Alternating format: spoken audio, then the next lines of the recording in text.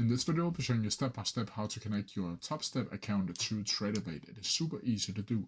So the first thing you need to do is open up your favorite browser, and then from here you'll need to go up to topstep.com. Also put a link to that down in the description below. From here you'll also need to open up your Tradovate like so.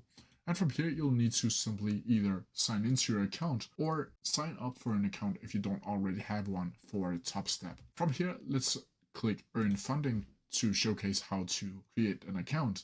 And from here, you'll simply need to enter your email address, choose a username, and create a password. You'll also need to add in your legal first name, legal last name, your street address, city, state, zip code, and country. From here, you can click here to sign up for free. Once you've done that, it should bring something like this. And here you'll need to go down to accounts, and then you'll need to go up to start a trading combine. Once you've done that, you'll see where you can choose your account.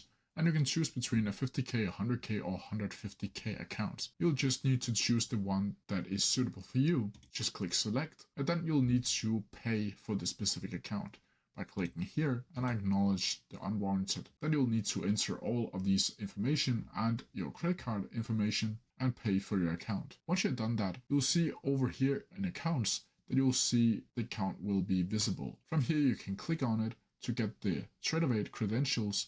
You will also get an email with the same credentials for your Tradovate account. Once you've got the credentials, you'll need to go up to Tradovate, and then from here you'll need to add your username and password for the credentials and click login. Once you're logged in, you will simply need to click live trading and start trading down here. And once you've done that, you have successfully connected Topstep to Tradovate. And that's how you do it. If you have any questions about it, please leave them down in the comment section below, and I'll try my best to answer them as quickly as possible. See ya!